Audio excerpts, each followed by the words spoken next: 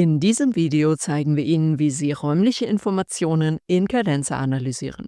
Fundiertes Basiswissen, zum Beispiel zum Aufbau einer digitalen Karte, erhalten Sie in unserem Video Räumliche Informationen nutzen, Geodaten in DisiCadenza verwenden. Den Link dorthin finden Sie in der Beschreibung unterhalb dieses Videos. In nahezu jedem Datensatz finden sich räumliche Zusammenhänge. Das betrifft beispielsweise den Standort, an dem die Daten aufgenommen wurden. Mit den Geofunktionen von Cadenza können Sie diese Informationen gezielt analysieren und darstellen. Wir verwenden in diesem Tutorial die Arbeitsmappe Video-Tutorial Räumliche Informationen analysieren, die im Ordner Tutorial für Sie bereitlegt. In der Karte liegt ein Datensatz vor, der Standorte von Ladestationen für Elektrofahrzeuge in Baden-Württemberg enthält. Für einen fiktiven Kurierdienst mit einer rein elektrisch betriebenen Fahrzeugflotte sollen mögliche Ladepunkte für die Fahrzeuge identifiziert werden. Als erstes soll die Darstellung der Ladestationen in der Karte verändert werden, um die Verteilung der Ladepunkte besser zu visualisieren. Im Designer klicken Sie auf den Layer Ladesäulen. Hier kann der Visualisierungstyp angepasst werden. Eine Heatmap zeigt die Verteilung der Punktobjekte in der Karte. Im Reiter Darstellung kann jetzt noch der Radius und die Farbverteilung der Heatmap angepasst werden. Schließlich wird der Layer noch entsprechend benannt. Die meisten Ladepunkte befinden sich in Stuttgart sowie in größeren Städten wie Heilbronn, Mannheim, Karlsruhe oder Freiburg. Damit die Fahrzeuge möglichst geringe Standzeiten haben, sind Ladesäulen mit einer Schnellladefunktion besonders interessant. Diese Information soll in einem zweiten Layer visualisiert werden. Das Geometrieattribut wird aus dem Datenmanager hinzugefügt. Cadenza erstellt daraus einen Layer in der Karte. Klicken Sie im Designer auf den neuen Layer. Im Reiter Daten gibt es die Möglichkeit, optionale Attribute einzubinden. So kann beispielsweise die Farbgebung, Größe oder Beschriftung in einem Layer durch ein Attribut gesteuert werden, um Informationen zu den abgebildeten Objekten in der Karte zu transportieren. Detailliertere Bearbeitungsmöglichkeiten finden Sie im Reiter Darstellung. Hier können schließlich auch die erweiterten Layer-Einstellungen aufgerufen werden. Zum Beispiel kann über die Füllfarbe der Kartenobjekte angezeigt werden, ob es sich um eine Schnellladeeinrichtung handelt oder nicht. Das Dialogfenster der erweiterten Layer-Einstellungen öffnet sich direkt im ausgewählten Bereich Füllung. Auf der linken Seite erhalten Sie eine Übersicht, welche Anpassungsoptionen zur Verfügung stehen. Wählen Sie hier, dass die Füllung abhängig von Attributwerten sein soll und geben Sie das gewünschte Attribut an. An Stationen mit vielen Ladepunkten wird man vermutlich schneller eine freie Ladesäule finden. Daher soll zusätzlich über die Größe der Punkte erkennbar sein, wie viele Ladepunkte es gibt.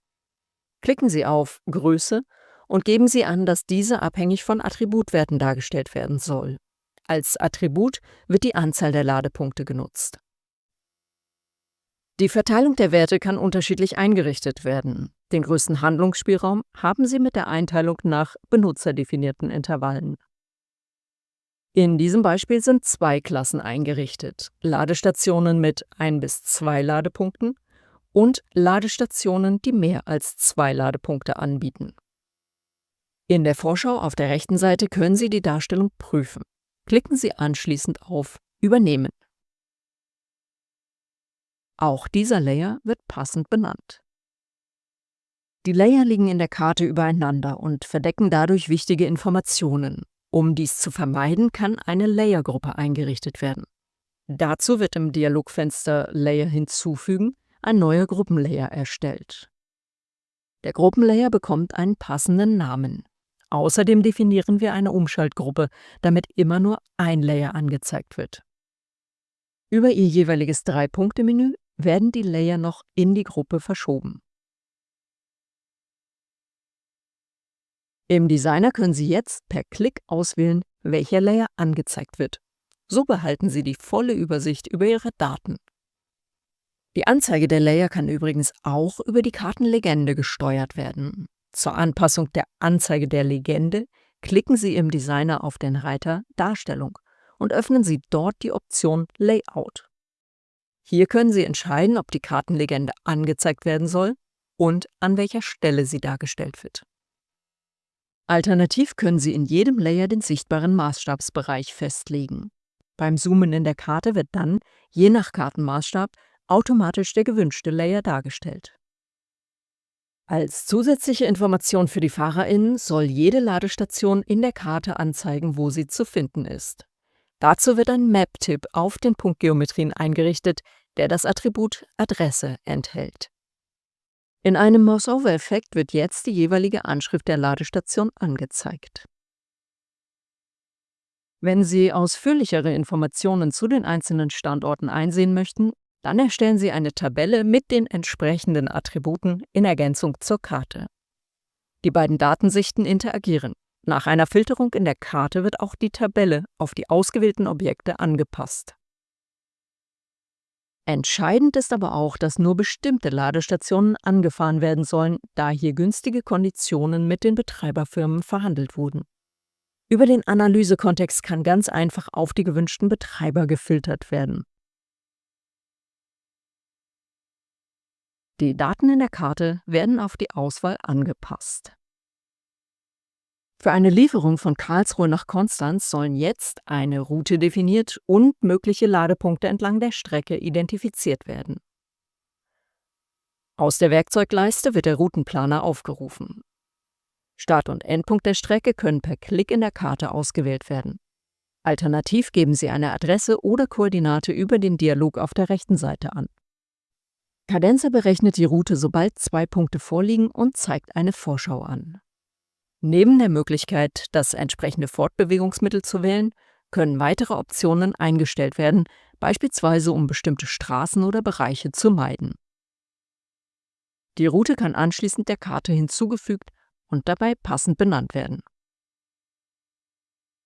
Für die Planung sollen nur Ladestationen entlang der Route berücksichtigt werden. Diese können gezielt mit einer räumlichen Filterung ausgewählt werden. Dazu wird die Route angeklickt und im Dialogfenster die Option räumlichen Filter erstellen gewählt. Im Filterdialog wird die Route bereits als Filter angezeigt. Die geplante Strecke soll noch einen Puffer bekommen, um auszuwählen, wie weit eine Ladestation von der Strecke entfernt sein darf. Außerdem ist noch unklar, ob in dieser Fahrt ein Abstecher nach Reutlingen eingeplant werden muss. Daher sollen auch die dortigen Ladestationen mit ausgewählt werden. Wählen Sie das gewünschte Zeichenwerkzeug, um einen weiteren räumlichen Filter zu erzeugen. Im Dialogfenster kann dieser passend benannt werden. Klicken Sie auf Übernehmen, um die Filterauswahl in die Karte zu übertragen. In der Karte werden jetzt nur noch die Ladestationen angezeigt, die der räumlichen Auswahl entsprechen. Manchmal kann es außerdem sinnvoll sein, unterschiedliche Datenaufbereitungen parallel zu betrachten. Deshalb können in Cadenza mehrere Karten synchronisiert werden.